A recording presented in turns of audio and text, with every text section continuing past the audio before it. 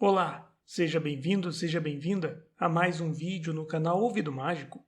Esse é mais um capítulo do livro O Morro dos Ventos Uivantes, de Emily Brontë, publicado pela primeira vez em 1847.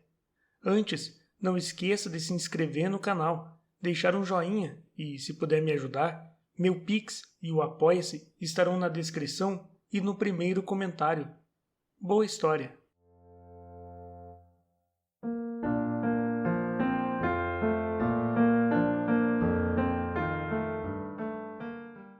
Capítulo 7. Kate ficou em Thrushcross Grange por 5 semanas até o Natal. A essa altura, seu tornozelo já estava 100% curado e seus modos haviam melhorado muito. A patroa visitava-a com frequência durante esse tempo e começou seu plano de reforma, tentando apelar para sua vaidade por meio de roupas elegantes e lisonjas.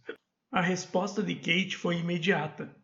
Então, em vez de vermos uma pequena selvagem descabelada entrar correndo em casa e nos abraçar com tanta força a ponto de nos tirar o fôlego, vimos saltar de um belo pônei negro uma pessoa de aspecto bastante digno, com cachinhos castanhos escapando de um chapéu com plumas e um longo traje de montaria, que foi obrigada a segurar com as 2 mãos para poder caminhar. Hindley ergueu-a do cavalo, exclamando encantado: "Kate, como está linda! Quase não consegui reconhecê-la. Está parecendo uma dama agora. Isabella Linton nem se compara a ela, não é mesmo, Francis?" "Isabella não tem tantos encantos naturais", respondeu sua esposa, "mas Kate precisa tomar cuidado para não voltar a ser aquela menininha selvagem. Ellen, ajude a senhorita Catherine com suas coisas.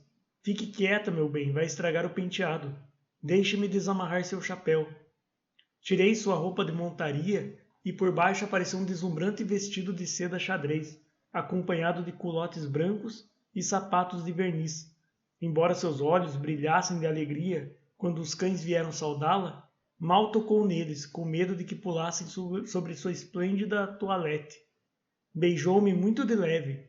Eu preparava o bolo de Natal e estava coberta de farinha, e não convinha abraçar-me.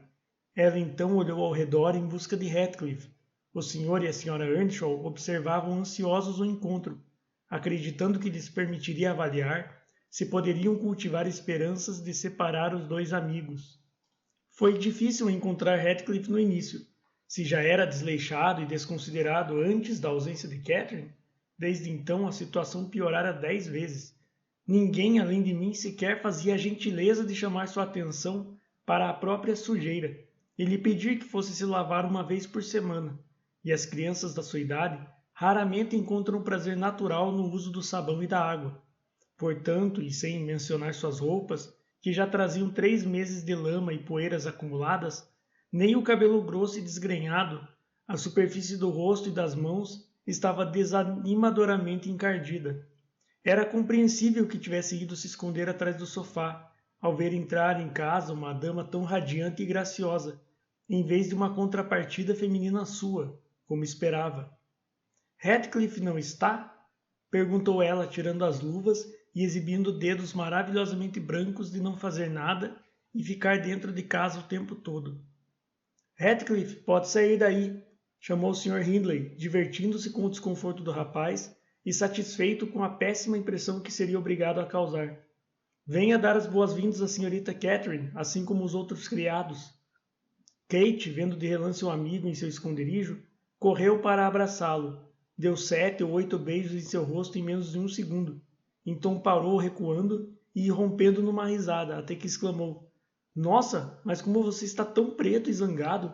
E que ar engraçado e carrancudo! Mas isso é porque estou habituada a Edgar e Isabella Linton. E então, Heathcliff, se esqueceu de mim?" Tinha certa razão em fazer a pergunta, pois a vergonha e o orgulho redobraram o ar sombrio da expressão dele, que continuou imóvel. "Aperte a mão dela, Heathcliff", ordenou o Sr. Earnshaw condescendente. "Uma vez ou outra é permitido." "Não", respondeu o rapaz, recuperando por fim a fala. "Não vou tolerar que riam de mim. Não vou suportar isso." E ele teria corrido dali, se a senhorita Kate não o tivesse segurado de novo. "Não quis rir de você", disse ela. "Não pude evitar. Heathcliff, aperte a minha mão, pelo menos. Por que está tão carrancudo? Só o achei engraçado, mas se lavar o rosto e pentear o cabelo, vai ficar normal de novo. É que está tão sujo. Preocupada, ela baixou os olhos para os dedos sujos que segurava entre os seus, e também para o vestido, que temia haver sofrido com o contato. Não precisava ter me tocado, respondeu ele, seguindo o olhar dela e puxando a mão para se soltar. Fico sujo porque é o que eu quero, gosto de ficar sujo e pronto. Com isso, saiu impetuosamente da sala, em meio aos olhares divertidos do patrão e da patroa, e da consternação de Catherine, que não conseguia entender por que suas observações tinham resultado numa tal demonstração de fúria por parte dele. Depois de fazer o papel de dama de companhia junto à recém-chegada, de colocar mais bolos no forno e de deixar a casa e a cozinha alegres com o fogo alto queimando na lareira, como apropriado à noite de Natal, preparei-me para sentar e divertir-me cantando sozinha minhas canções natalinas, apesar das afirmações de Joseph, que considerava as alegres músicas quase profanas.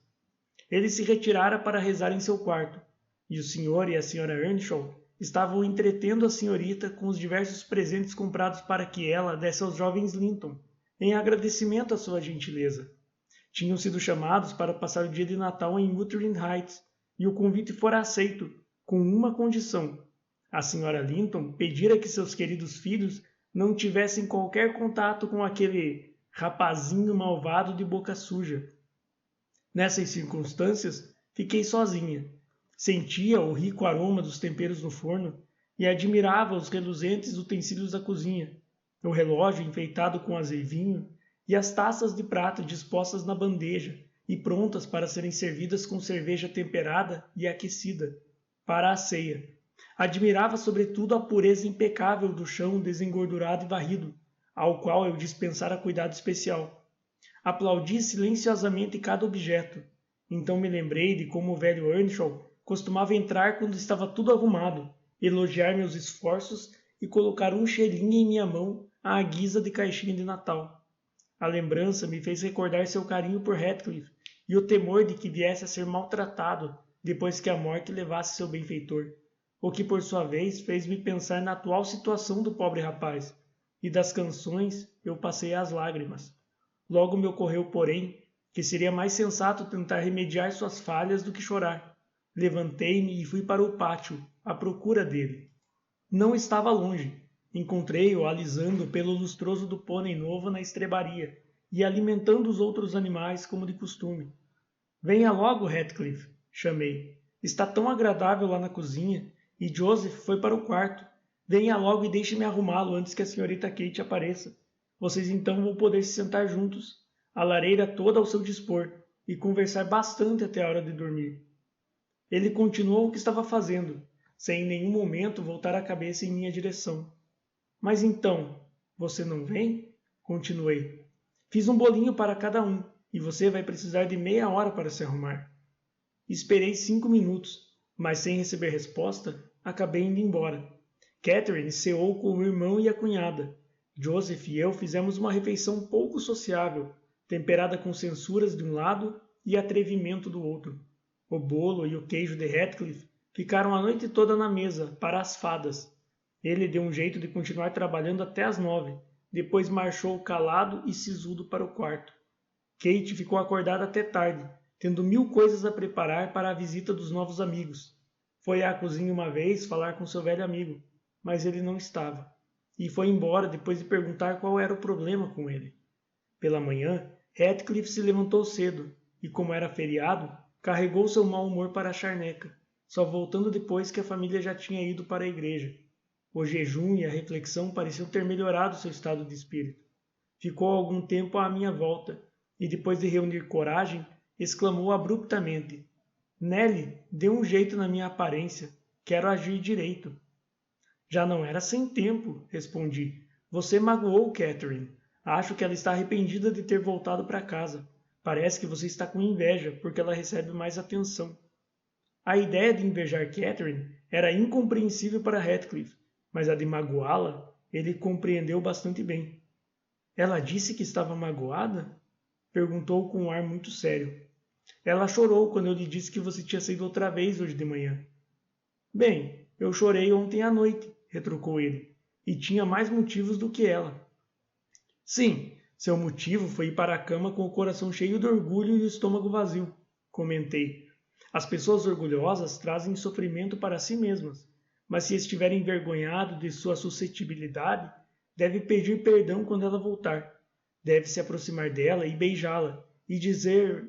Você sabe o que deve dizer, mas faça-o com sinceridade, e não como se achasse que ela se tornou uma estranha só porque anda bem vestida. E agora, embora eu tenha que aprontar o almoço, vou arranjar um tempo para arrumá-lo e fazer com que Edgar Linton pareça um rapazinho sem graça ao seu lado, o que ele de fato parece. Você é mais novo, mas apesar disso é mais alto e tem os ombros muito mais largos. Poderia derrubá-lo num piscar de olhos, não acha? O rosto de Heathcliff se iluminou um instante, mas logo voltou a se toldar e ele suspirou. Mas Nelly, mesmo que eu o derrubasse 20 vezes, isso não o tornaria mais feio ou a mim mais bonito. Queria ter cabelo louro e pele clara, me vestir bem e ser bem educado, e ter a chance de ser tão rico quanto ele vai ser. E chamar a mamãe a toda hora, acrescentei, e tremer se um garoto do campo erguesse o punho contra você, e ficar o dia inteiro quando chovesse.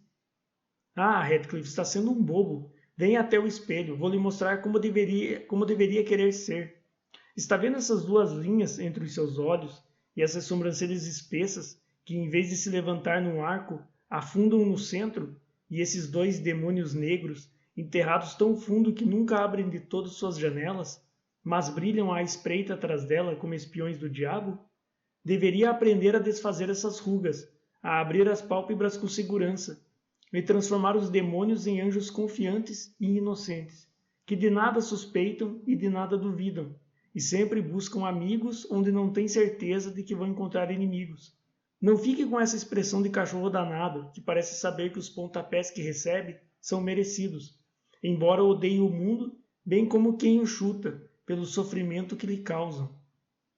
Em outras palavras, devo desejar ter os grandes olhos azuis e a testa lisa de Edgar Linton, respondeu ele. E desejo, mas isso não vai adiantar de nada. Um bom coração poderia ajudá-lo a ter um rosto bonito, meu rapaz, prossegui. Ainda que você fosse um negro comum, e o mau coração transformaria a pessoa mais bela em algo horrendo. E agora que acabou de se lavar e de se pentear, e desmanchou essa cara feia, diga-me se não se acha bem bonito. Eu acho, parece um príncipe disfarçado. Quem sabe seu pai foi imperador da China, e sua mãe, uma rainha indiana, cada um deles em condições de comprar com a renda de uma semana Wuthering Heights e Thrushcross Grange juntos, e você foi raptado por marinheiros perversos e trazido para a Inglaterra? Se eu fosse você, acreditaria na possibilidade de ter tido um nascimento nobre, e isso me daria coragem e dignidade para tolerar a opressão de um fazendeirozinho de nada. Continuei falando, e Heathcliff foi aos poucos perdendo o ar carrancudo e começando a ficar encantador. De repente, porém, nossa conversa foi interrompida pelo barulho de rodas se aproximando pela estrada e entrando no pátio. Ele correu para a janela e eu para a porta, bem a tempo de ver os dois Linton descendo da carruagem da família, sufocados por capotes e peles, e os Earnshaw desmontando de seus cavalos. Frequentemente cavalgavam até a igreja no inverno. Catherine deu a mão a cada uma das crianças, levou-as para dentro de casa e as instalou diante da lareira, que logo devolveu a cor a seus rostos pálidos. Insisti com meu companheiro que se apressasse e se mostrasse simpático, ao que ele obedeceu de bom grado, mas quis o azar que, no mesmo instante que lhe abria de um lado a porta da cozinha para a sala, Hindley a abrisse do outro. Encontraram-se, e o patrão, irritado ao vê-lo limpo e alegre, ou talvez ansioso em manter a promessa feita à Sra. Linton, empurrou-o de volta com uma súbita estocada, ordenando irritado a Joseph. Não o deixe aparecer na sala. Mande-o para o sótão até o almoço acabar.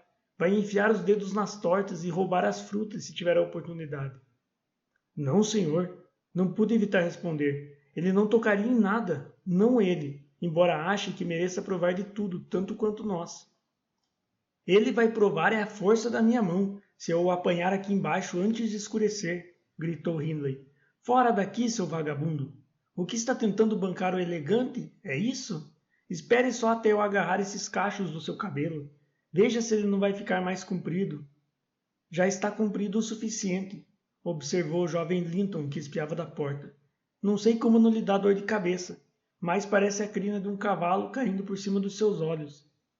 O comentário não tinha a intenção de insultar, mas a natureza violenta de Heathcliff não estava preparada para tolerar a mais leve impertinência por parte de alguém que parecia odiar, mesmo então, como um rival. Pegou uma terrina cheia de purê de maçã quente, a primeira coisa que encontrou, e atirou contra o rosto e o pescoço de Edgar, que imediatamente se pôs a gritar, fazendo com que Isabella e Catherine viessem correndo. O Sr. Earnshaw pegou o culpado e o levou para o quarto, onde sem dúvida administrou-lhe um remédio para acalmar os nervos, pois voltou ruborizado e ofegante. Peguei o pano de prato e esfreguei, com rancor, o nariz e a boca de Edgar, afirmando que tinha sido bem feito por ter se metido onde não era chamado. Sua irmã começou a chorar, pedindo para ir para casa, e Kate ficou ali, parada, atônita, o rosto afogueado. Você não devia ter falado com ele, ela censurou o jovem Linton. Ele estava de mau humor, e agora você estragou sua visita. Ele vai levar uma surra e não posso suportar isso. Não vou conseguir almoçar. Por que falou com ele, Edgar? Não falei, soluçou o garoto, escapando das minhas mãos e acabando de se limpar com seu lenço de cambraia. Prometi à mamãe que não iria dizer uma palavra a ele, e não disse. Ora, não chore, continuou Catherine com desdém. Você não vai morrer. Não piore ainda mais as coisas. Meu irmão está voltando. Fique quieto. Psst, Isabela. Alguém a machucou? Vamos, vamos, crianças, todos para a mesa, exclamou Hindley e rompendo na cozinha. Aquele garoto estúpido fez meu sangue ferver. Da próxima vez, Edgar, faça a justiça você mesmo, usando o muque. Vai ver como abre o apetite. O grupo recobrou a serenidade à vista do perfumado banquete. Estavam com fome após a viagem, e foram consolados com facilidade, pois nada de verdadeiramente mal lhes acontecera. O Sr. Earnshaw serviu pratos generosos, e sua esposa alegrou-os com uma conversa animada. Eu aguardava atrás de sua cadeira, e fiquei triste ao ver Catherine, os olhos secos e um ar indiferente, começando a cortar uma asa de ganso à sua frente.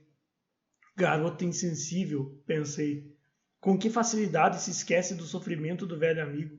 Eu não teria imaginado que fosse tão egoísta. Levou uma garfada à boca, mas voltou a pousá-la no prato. Suas faces coraram e as lágrimas correram. Deixou o garfo cair no chão e se abaixou depressa, escondendo-se sob a toalha para disfarçar a emoção.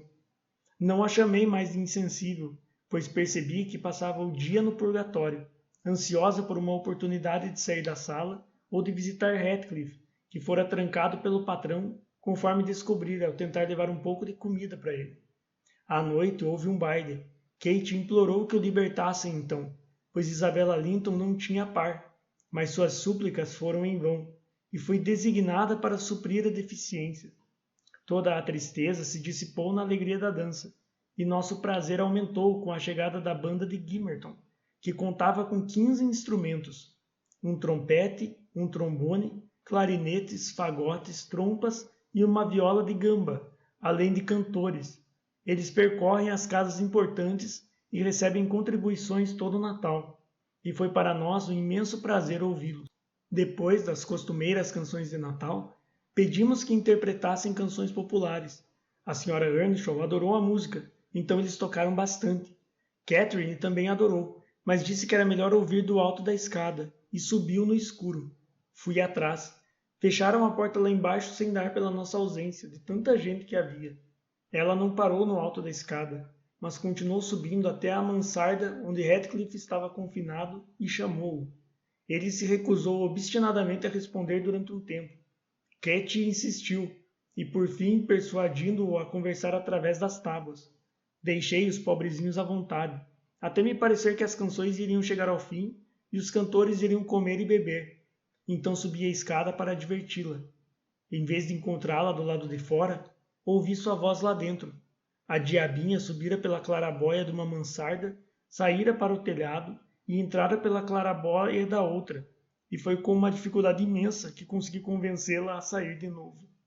Quando veio, por fim, Heathcliff vinha junto, e ela insistiu que eu o levasse para a cozinha, já que o outro criado fora para a casa de um vizinho, a fim de não ouvir nossos salmos demoníacos, como gostava de chamá-los. Disse a eles que não pretendia de modo algum encorajar suas travessuras, mas como o prisioneiro estava em jejum desde o jantar da véspera, não iria me opor a que desobedecesse somente daquela vez às ordens do Sr. Hindley. Ele desceu, coloquei um banco perto do fogo e lhe ofereci várias coisas gostosas, mas ele se sentia mal e quase não comeu. Todos os meus esforços no sentido de alegrá-lo foram por água abaixo. Ele apoiou os cotovelos nos joelhos e o queixo nas mãos, e permaneceu mergulhado em meditação profunda. Quando perguntei em que pensava, respondeu de modo grave: Estou tentando imaginar como me vingar de Hindley. Não me importa quanto tempo tenha de esperar, desde que no fim consiga o que eu quero. Espero que ele não morra antes disso. Que horror, Heathcliff! Exclamei. Cabe a Deus castigar os maus. Quanto a nós, devemos aprender a perdoar. Não, Deus não vai ter essa satisfação. Ela vai ser minha, retrucou ele. Só queria saber qual a melhor maneira. Deixe-me sozinho e vou planejar tudo. Enquanto penso nisso, não sofro. Mas o Sr. Lockwood, esqueço-me de que essas histórias talvez não lhe interessem. Que ideia minha ficar aqui falando sem parar quando seu mingau já está frio e o senhor cabeceando de sono. Eu poderia ter contado a história de Heathcliff, tudo de que o senhor precisa saber em meia dúzia de palavras. Com isso, a governanta se levantou e começou a guardar sua costura, mas eu não tinha coragem de me afastar da lareira e estava muito longe de sentir sono. Fique um pouco mais, senhora Dean, solicitei. Fique mais uma meia hora. Fez a coisa certa ao contar a história sem pressa. É o método de que gosto, e deve terminá-la no mesmo estilo. Estou interessado em cada um dos personagens que mencionou. Alguns um pouco mais, outros um pouco menos. O relógio vai dar 11 horas, meu senhor. Não faz mal, não estou acostumado a me deitar cedo. 1 ou 2 da manhã é o suficiente para quem só se levanta às 10. O senhor não deveria acordar tão tarde. A melhor parte da manhã já passou antes disso. Quem não fez até às 10 horas a metade do trabalho que deve fazer no dia, corre o risco de também não terminar a segunda metade. Mesmo assim, Sra. Dean, volte para a sua cadeira, porque amanhã pretendo esticar a noite até de tarde. Estou prevendo uma gripe obstinada, no mínimo. Espero que não. Bem, o senhor vai me permitir pular uns 3 anos. Durante esse tempo, a Sra. Earnshaw... Não vou permitir nada do tipo. A senhora sabe como é o estado de espírito quando estamos sentados sozinhos, observando tão atentamente uma gata lamber seu filhote no tapete aos nossos pés, que ela se esquecer de uma orelha é motivo suficiente para nos deixar furiosos? Um estado de espírito bastante preguiçoso, eu diria. Ao contrário, é exaustivamente ativo. É o meu no momento. Portanto, continue. Conte todos os detalhes. Vejo que a gente desta região adquire sobre as pessoas nas cidades o valor que a aranha de uma masmorra tem em comparação com a aranha de uma cabana, aos olhos de seus ocupantes. A maior atração, contudo, não se deve inteiramente à situação do espectador. Aqui as pessoas vivem de fato com mais autenticidade, mais voltadas para si, e se preocupam menos com as mudanças superficiais e os frívolos aspectos externos. Parece-me que amar a vida é quase possível aqui, e sempre fui descrente de que qualquer amor pudesse durar mais de 1 ano. Uma coisa é como pôr um homem faminto diante de um único prato, no qual ele pode concentrar todo o seu apetite e lhe fazer justiça. A outra é como apresentar-lhe uma mesa posta por cozinheiros franceses. Ele talvez possa extrair o mesmo prazer do todo, mas cada parte é um mero átomo aos seus olhos e à sua memória. Ah, aqui somos iguais a gente em qualquer outra parte. O senhor vai ver, observou a Sra. Dean, algo aturdida por minhas palavras. Perdão, respondi. A senhora, minha cara amiga, é uma ótima prova contra essa afirmação. À exceção de uns poucos provincianos sem maior importância, a senhora não tem qualquer marca do modo de agir que me habituei a considerar peculiar à sua classe. Tenho certeza de que a senhora passou muito mais tempo pensando do que a maior parte dos criados. Sentiu-se compelida a cultivar suas faculdades de reflexão por não ter ocasiões de desperdiçar a vida com ninharias. A Sra. Dean riu. Sem dúvida, me considera uma pessoa estável e sensata, disse ela. Mas não exatamente por viver entre as montanhas e ver sempre os mesmos rostos e os mesmos acontecimentos ano após ano. Sempre vivi na mais estrita disciplina, o que me deu a sabedoria. E li mais do que o senhor imagina, Sr. Lockwood. Não há um único livro nessa biblioteca que eu não tenha lido, e do qual eu não tenha também tirado algo, a menos que esteja em grego ou latim, ou então em francês, e sei distinguir um idioma do outro, o que é o máximo que se pode esperar da filha de um homem pobre. Porém, se devo continuar contando minha história nos menores detalhes, é melhor não perder tempo. Em vez de dar um pulo de 3 anos, vou apenas passar ao verão seguinte, o verão de 1778, ou seja, há quase 23 anos.